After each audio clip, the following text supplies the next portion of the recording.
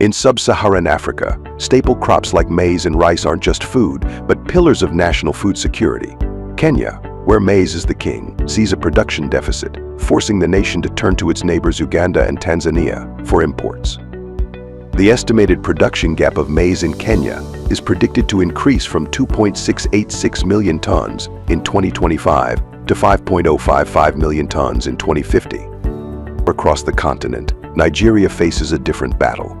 Rice, a staple on every table, is increasingly imported. Aiming for rice self-sufficiency, Nigeria may become the top global rice importer, projected to import 2.1 million tons in 2024. Both governments are concerned. They require policy-level changes, a new approach leveraging data and technology in farming. Dwindling land, erratic rain, and climate threats cripple traditional farming. But how can we fight the invisible? To win the food security war, governments need data on land use, crops, climate threats, and markets. This empowers informed decisions. To help the smallholder farmers of Nigeria, Kenya, the first task was to comprehend the land itself. It needed a scalable, cost-effective system. Cropin, an agri-intelligence leader, stepped in with a groundbreaking pilot project to discover acreage trends of these vast, challenging landscapes with remote sensing data and AI-powered models.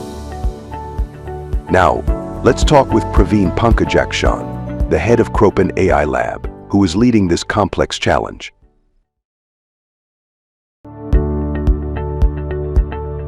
What major data challenges did you face due to Kenya and Nigeria's varied landscapes? So that's a great question. In fact, if you look at the sub-Saharan regions of Africa, you see that there is a lot of diversity in the climatic conditions itself. We look at, for example, Kenya and Nigeria is no different also. There are multiple different categorized agroecological zones in both of these countries. So even looking at it from, for example, the northeastern side of the country towards the southwestern, we see like gradients in these agroecological zones. So with that, when we are looking at it from a satellite imagery perspective and also from the actual data which is coming from the field, you see also variations in the sowing and seasonal conditions as well. That diversity actually poses a lot of challenges. The other one is regarding the size of the farmland itself. So in many of these parts of the world, you actually see that the size of the land holding is really small, and these are small scale farmers. So that's another challenge that we face. That's fascinating. How did you overcome these challenges? One of the way in which we actually have overcome this is that internally we do have a lot of ground truth data that we've done in many parts of the world. We have over 1,000 crops in our database. So this actually, from that we create our own crop specific, what we call as spectral libraries. And this is almost looking at it like an encyclopedia for these crops.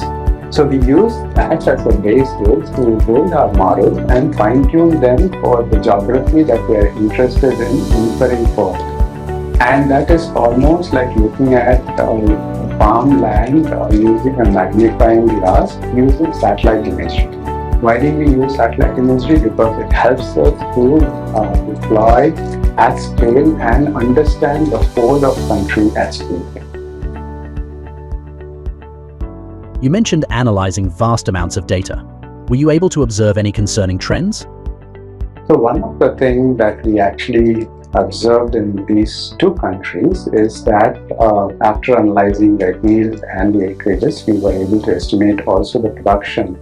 And we found a concerning trend is in comparison to the base year. For example, last year, 2023, almost 70% reduction in the average production in both these countries. And for example, at individual counties or states, the loss in production could be much higher. That was definitely a concerning element which came out of this analysis.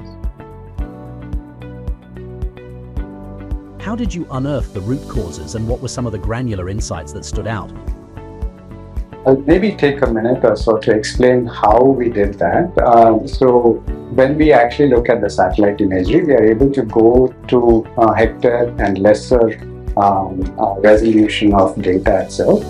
But what we do is we bring and aggregate all of them together, and to get some larger insights, we started looking at them from a 5 kilometer by 5 kilometer grid.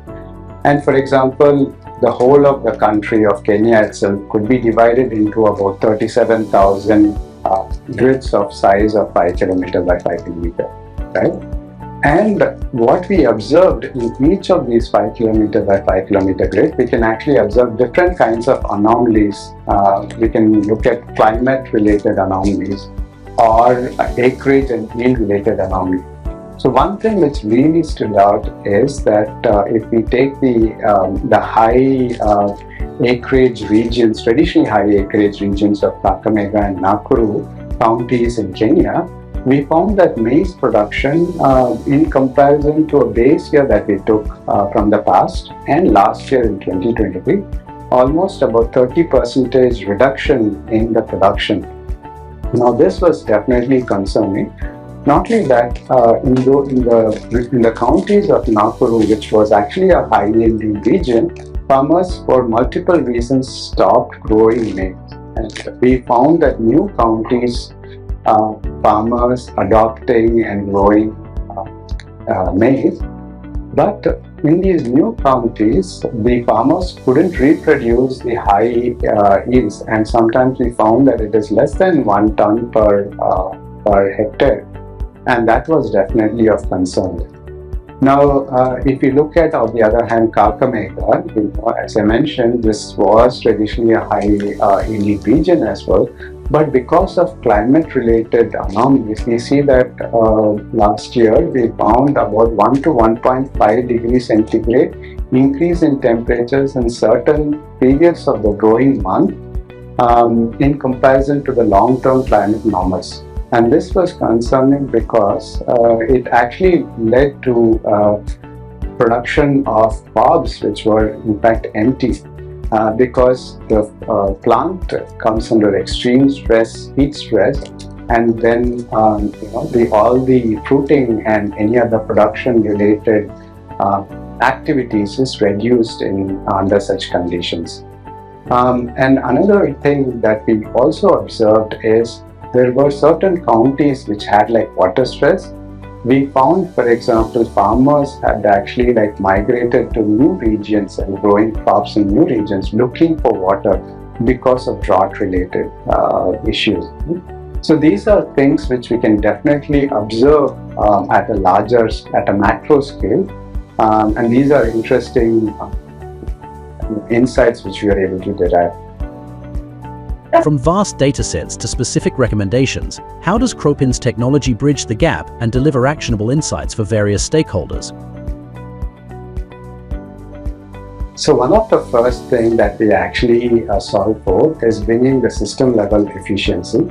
So right from the incipient stages of model development to bringing that to large scale production, what we ensured is focusing really on how efficient we can make our systems. So earlier, some things that used to take, for example, days, now compute at large scale country level can now be accomplished thanks to the collaboration between Cropin AI Labs and Cropin engineering team. We are now able to reduce that to a few hours, in fact. And how do we accomplish this? I talked earlier about the 5 kilometer by 5 kilometer grid. So that processing, it's possible to bring multiple different of these grids together, group them together, and run it as in a batch on the cloud and parallelize them. And through that, we are able to bring also the cost very much down, and it's very cost-effective method. And not only that, now for any crop, any region across the globe, it's possible to compute, within a matter of few hours. These real-time, regional intelligence on changing weather patterns and crop trends are now unlocking the possibilities of improving policymaking to support countries' food security objectives. Cropin's granular insights empower stakeholders in holistic policy formulation, budget and resource allocation, and partnerships. This intelligence also empowers businesses to mitigate risks. Let's anticipate challenges, deploy proactive solutions, and turn reactive responses into resilient action with Cropin intelligence.